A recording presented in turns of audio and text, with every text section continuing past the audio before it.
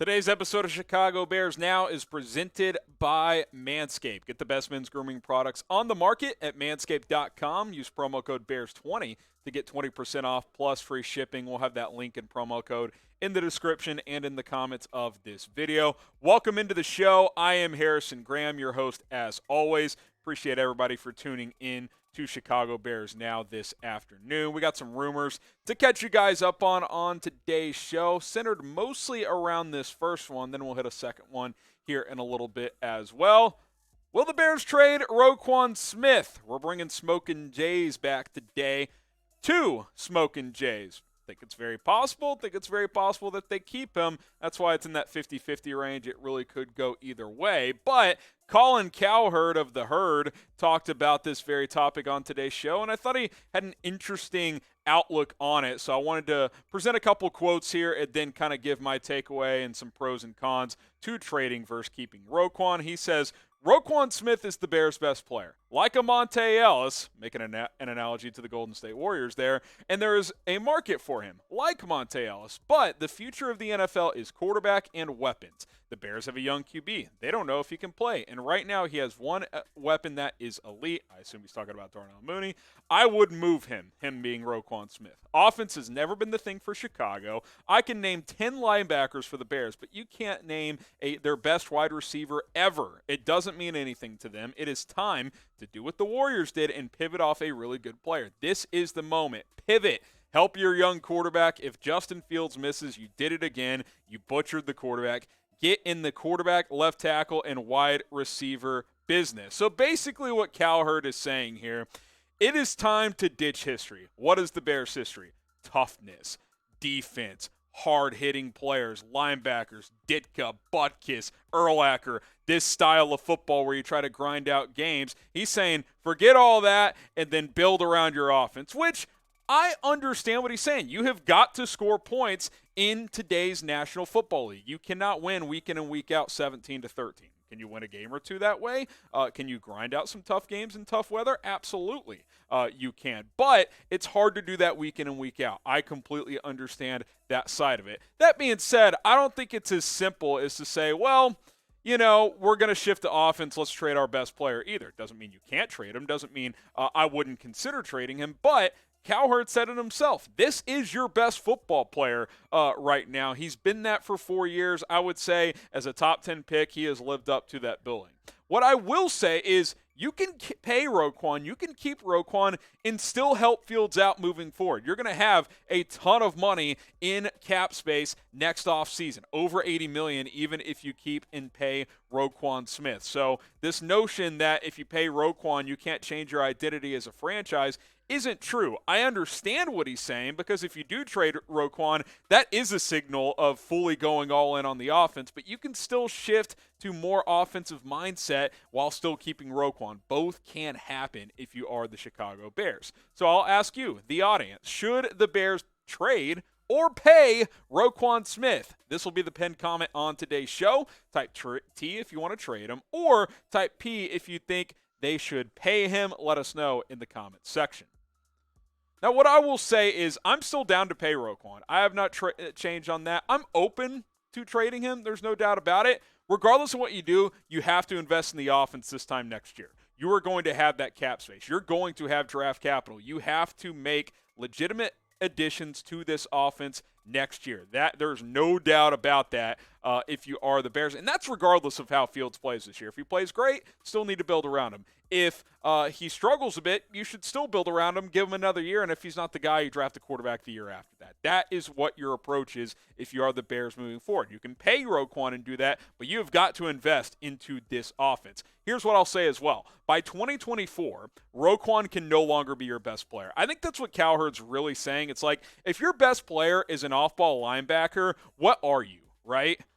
You know what I'm saying? Like, as great as Fred Warner is for the 49ers, he can't be their best player if they want to win a Super Bowl. That's got to be Trey Lance. That's got to be Deebo Samuel. That's got to be George Kittle. These guys that can impact the game every time they touch the football. Off-ball linebackers can't impact the game at that level on every single play. Now, I continue to say if you have a unicorn at that position, they are deserved to be paid, and I think they are valuable to have. I've said that about Roquan. I would pay him, but he can't be your best player 2, 3, 4 years from now. Can he be this year and maybe even next year? Yeah, that could be the case. You're a young football team. But long term, he cannot be your best football player. So here's some arguments on keeping or trading Roquan. We'll talk about keeping him first. Some pros to doing that. Well, number one, he is your best player. You trade him, you're losing your best player. It's as simple as that. Number two, he covers up some defensive weaknesses. And yes, there are some. Number one, the rest of that linebacker room, not very good, if we're being completely honest. Defensive tackle unit, not great. He can help clean up the run game there. I think the secondary is better. I think the pass rush is pretty good. So I don't know how much he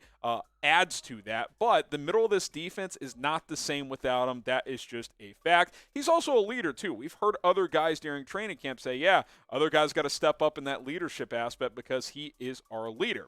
Trading Roquan, some pros to that. Well, you get some capital back, either players, picks, or both. Number two, you'll have extra cap space moving forward if you don't pay him $20 million per year. And number three, that would allow you to spend even more on other positions like Cowherd's talking about, left tackle, offensive line, wide receiver, etc., to help Justin Fields. So I see both sides. Both sides have legitimate points. There is no doubt about that. Both sides of the coin have legitimate arguments. So I think you're in a decent position if you're the Bears. The one thing you can't afford to do is nothing, and then he walks in free agency next year or the year after that, depending if you franchise tag him, etc. You either trade him or you pay him. What you don't do is let him walk, and I don't think that would happen since they have the leverage with the franchise tag. But that would be the worst-case scenario if you are Chicago. Now, Bears fans, Bears versus Seahawks watch party tomorrow night, 7:45 Eastern, 6:45 Central will be live. Kickoff 8 Eastern, 7 Central. We have a Seahawks channel, and we have a lot more subs than them in total. But here's the deal. This week, leading up to this game, Seahawks Today has more new subscribers than we do. They've picked up 234. We've picked up 187. I, for one, am embarrassed. We have got to surpass them before kickoff and then run past them during the game tomorrow night, especially in Super Chats, too. I know you're watching, Joel O'Connell. So come on, let's subscribe. And by the way, if we pass them in subs, we're about 90 subs away from 50,000. Let's get there before tomorrow night's watch party. Then we will have a party here on Bears Now. Daily videos, go ahead and subscribe today. All right, so bulk of the video was on Roquan Smith. I also want to talk about this, though. Could the Bears sign wide receiver Demarcus Robinson?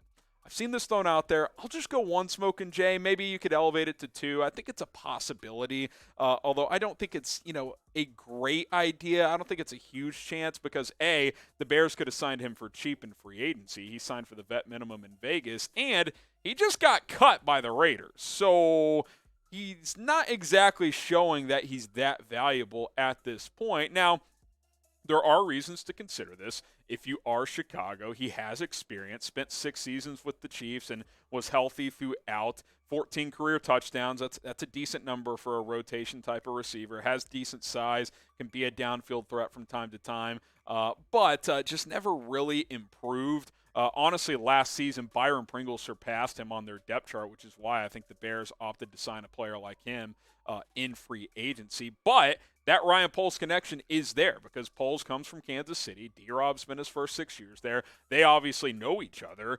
But that also tells me Poles could have evaluated him in the offseason and not that interested in Robinson. More on this in just a moment. But want to first shout out Manscaped.